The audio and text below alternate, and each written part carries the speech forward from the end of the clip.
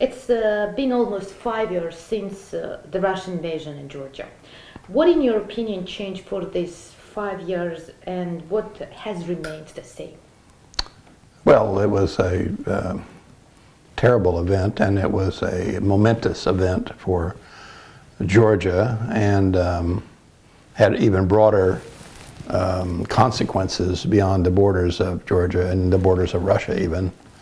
It affected the American relationship with Russia, of course, and I think probably the relationship of the European countries with Russia. But in Georgia itself, obviously it meant a lessening of Georgia's prospects for a political solution to the situation of Abkhazia, the separatist situation of Abkhazia and South Ossetia. It made it even more difficult to reach a political solution, particularly with the Russian recognition of an independence for those countries. And while that has not led to very much in the way of international recognition of independence for those countries, Russia itself remains a key player with regard to that factor, and it makes it more difficult for Russia to cooperate with Georgia or to acquiesce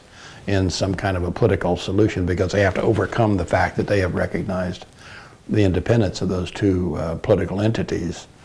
And so all in all, and then of course, basically, and coupled with other events, it brought about a diminution of President Saakashvili's influence and even his international reputation. So he has suffered personally, politically, as a result of this. And then finally, and not unimportant, economically, I think it has probably slowed the development of tourism in Georgia and even direct foreign investment.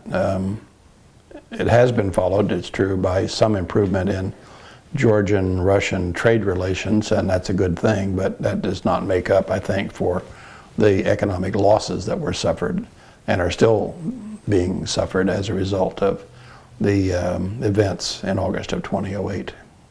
What was the significant impact of Rose Revolution, and how about its negative outcome as well? Do you think that this revolution did not prove the Western expectations? Well,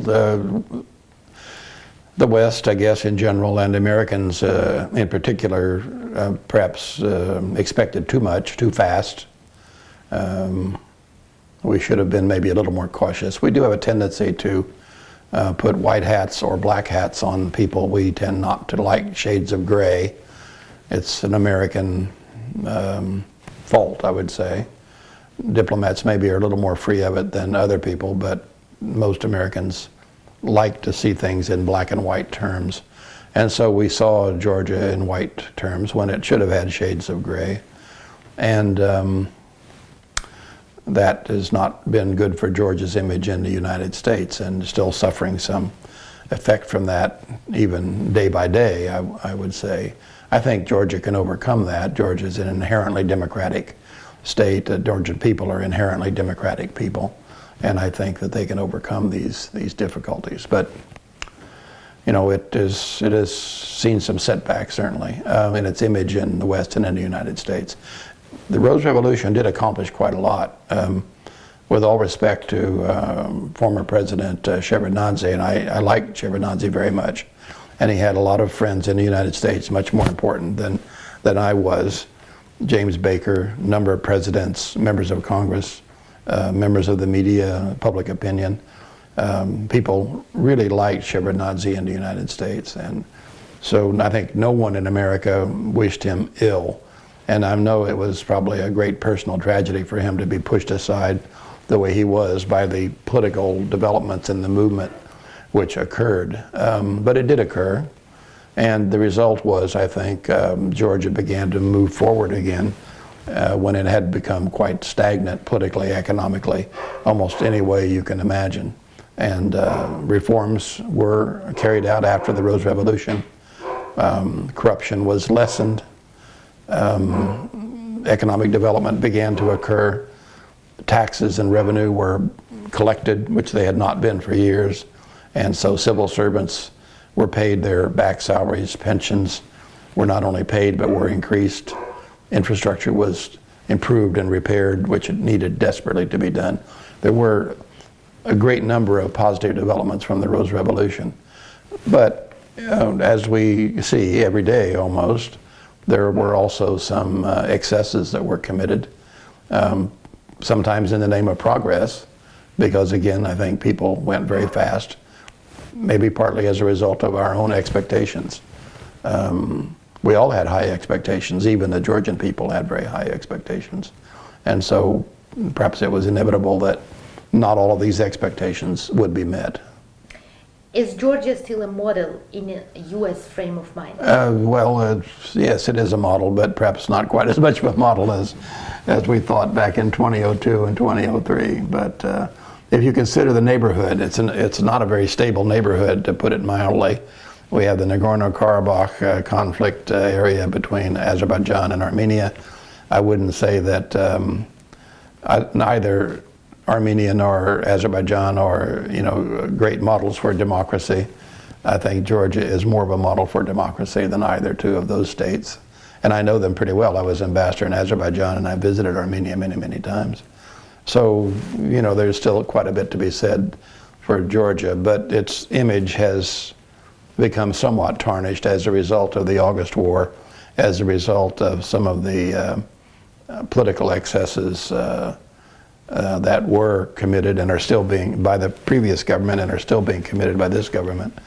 And those things have to be taken into account. And they are taken into account by American opinion makers and political leaders.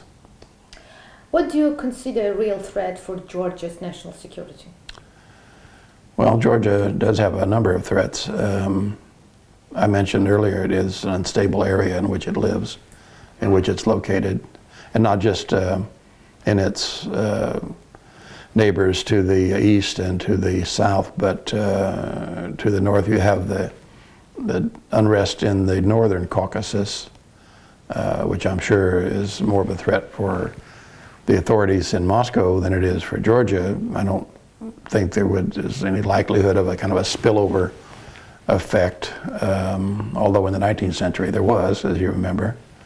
But it is an unstable area, and so one has to worry a little bit about unpredictable events.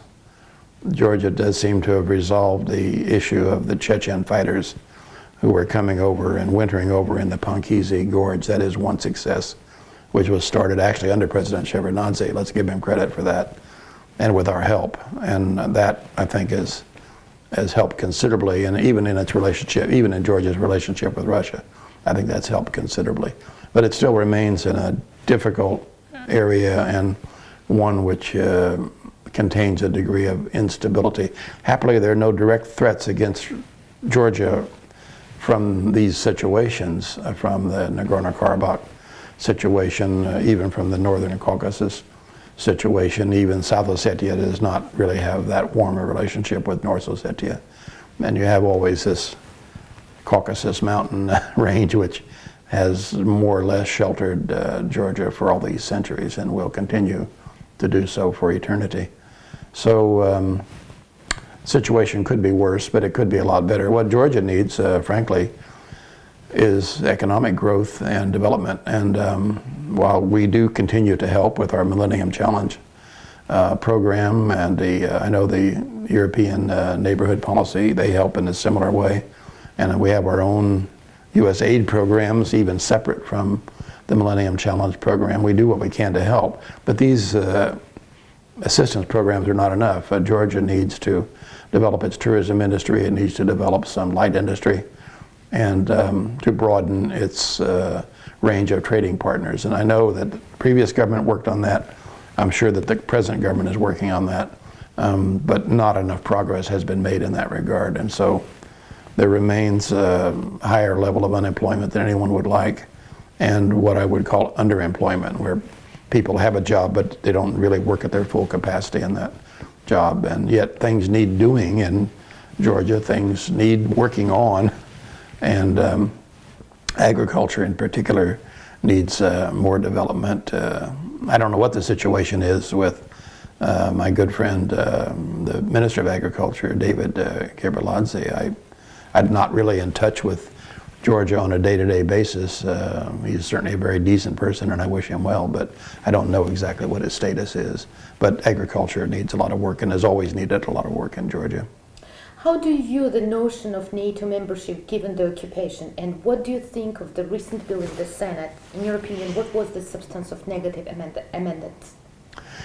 NATO membership for Georgia has always been something to think about and to plan for, to make the necessary reforms to be able to meet the criteria for NATO membership, but it has never been something which is going to happen today or tomorrow.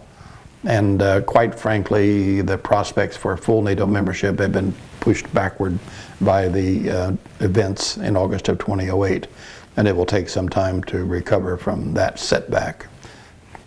With regard, those Americans who follow Georgian events are, I think, concerned about some of the arrests that have been made, some of the accusations against members of the former government.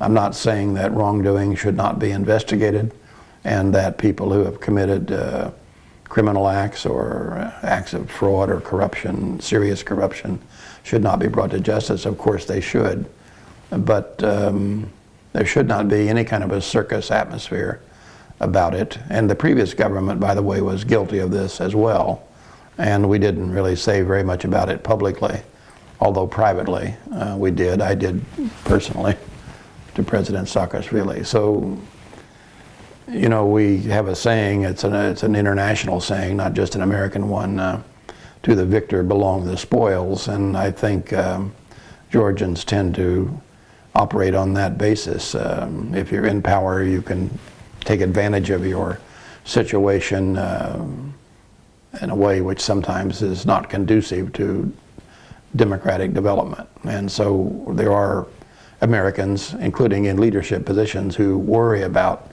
some of these things that have been going on in Georgia. We worried about it in the former government, and we did try to deal with it, and we're also worried about it in the present government.